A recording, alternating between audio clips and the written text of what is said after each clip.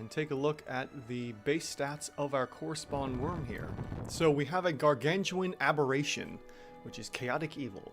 I wouldn't want it any other way. So we're going to go to Gargantuan for our core spawn worm and start looking at its base stats, such as an 18 AC, followed up by 18 18 D20 for hit points, and followed up with 20 Constitution, and just for the heck of it, 8 Wisdom and 4 Charisma. It's not a pretty looking monster, that's for sure.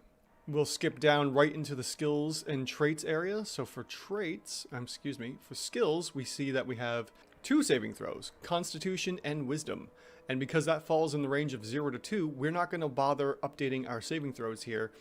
The core spawn technically doesn't get any bonuses from having just 2 saving throws. So next we will look at skills. It has perception +4, don't care. Damage vulnerabilities, it's actually vulnerable to cold. That's curious.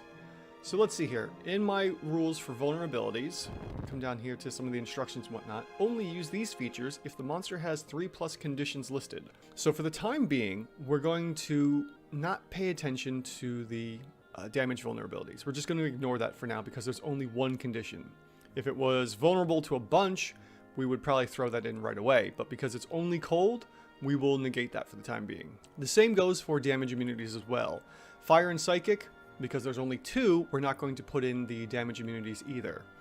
So we'll skip down to its CR rating of 15 and add that into the expected CRs, and that will help with other things that the monster can have. Skipping down into the trait section, we have Illumination. The word sheds dim light in a 20-foot radius. Cool, doesn't matter here. Radiant Mirror. If the worm takes radiant damage, each creature within 20 feet of it takes that damage as well. It's only radiant damage. We're going to ignore that for now, unless it comes into play later. But because it doesn't give a direct average amount of damage, we probably won't be using this to calculate it anyways. And it's such a rare damage type, generally speaking, that you may not see this effect or this trait trigger all too often. So let's move on to Tunneler. And again, Tunneler doesn't matter for sake of building out the monster's CR. So we're going to skip past those. And we're going to come over here to its actions. Our worm here has a multi-attack of 2 attacks, one with its barbed tentacles and one with its bite. So let's go ahead and come on over to our combat workspace here and start putting in some of this information. Alright, so the worm can make 2 attacks, one with its tentacle and one with its bite. So let's take a look at the barbed tentacle. Well, both the bite and the barbed tentacle have a 13 to hit. So let's go ahead and just modify that real quick. Then we'll also take a look at how much damage the barbed tentacles is doing. So we will go ahead and add in our equal sign. Now that's a 0. And initially, we're going to have the monster deal 25.5 piercing damage because it's an odd number of d6s. So we got 25.5 for our first attack. And on top of that, the target is grappled.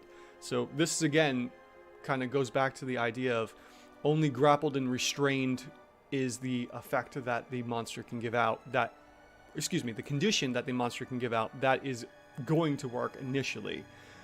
Characters can resist fears, can also resist being slept or other conditions, and that's why D&D doesn't count those when calculating CRs. So we'll come down here to the Constrict ability and add that in to give our worm a +1 AC bonus. It's not really getting much to begin with right off the bat, only going from an 18 to a 19. All right, back to the workspace here. We will now look at bite since we have everything from the barbed tentacles, which indicates more than 1, but hey, whatever. So for our bite, we have +13 to hit. One target does 30.5 average points of damage. And do we do any more damage? Yes, we do. All right, so we're initially going to do the 30.5 plus from the bite. If the target is large or smaller, it must succeed on a dex save or be swallowed. A swallowed creature is blinded and restrained, has total cover, blah, blah, blah, and takes 21 points of fire damage at the start of the worm's turns. So we're not going to add that damage in here. We're actually going to add in the swallow damage to another part of the traits section on the left side. And we just remember, it's 21 points of damage.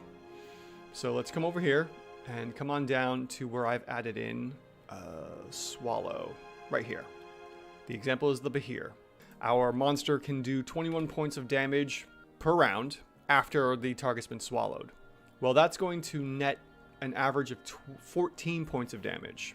Let's move back over to the workspace and then take a look at the rest of the bite. If the worm takes 30 points of damage, okay, so this is just about getting the person out or the target out that's been swallowed. So we don't really worry about anything here.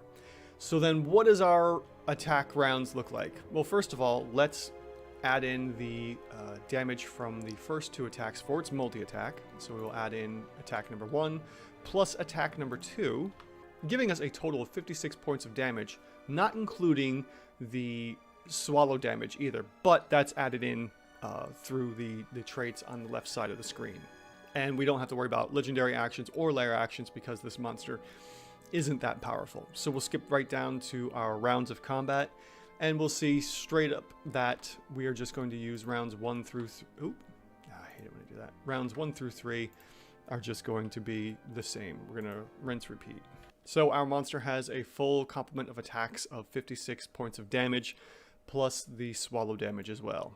We're looking at, so far, a CR 14, and this should be a CR 15. I think what we're also missing is that the worm can have a... Let's see here. Let's double check the swallow, because I think there's no limit, because this is a gargantuan beast. So then, yeah, the first time the bite goes off, it bites a target and then swallows it.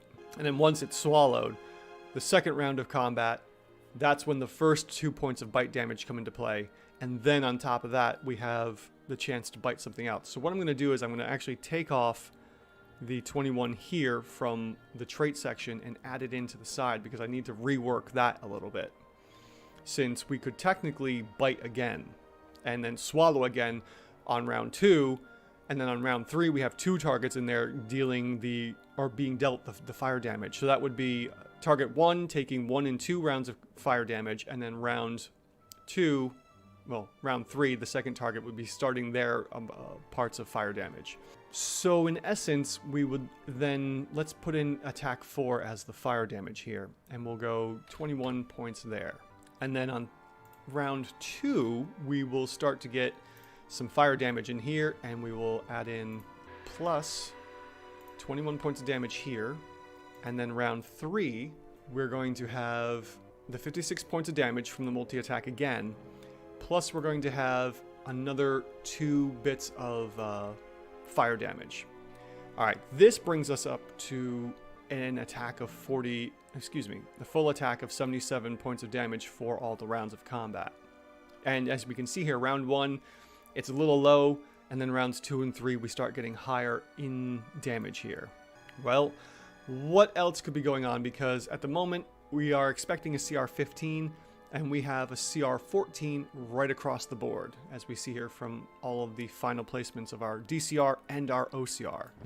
The best I can say is that this is a slightly overrated monster, because we only have 1 damage immunity, we only have 1 damage vulnerability, and we have 2 damage immunities. This isn't really going to make much of a difference. Now, if I were to throw in, just for the heck of it, immunities, that moves our monster up into already a CR 18. But if then we then click vulnerabilities, it brings it down even further. So that's why I'm saying this probably isn't correct, having the monster deal with vulnerabilities and immunities, because it only has 1 condition for vulnerabilities and 2 conditions for damage immunities. The other thing could be that the worm's taking radiant damage. Each creature within 20 feet is also taking that damage, but we can't guarantee that there's going to be any damage for the radiant mirror.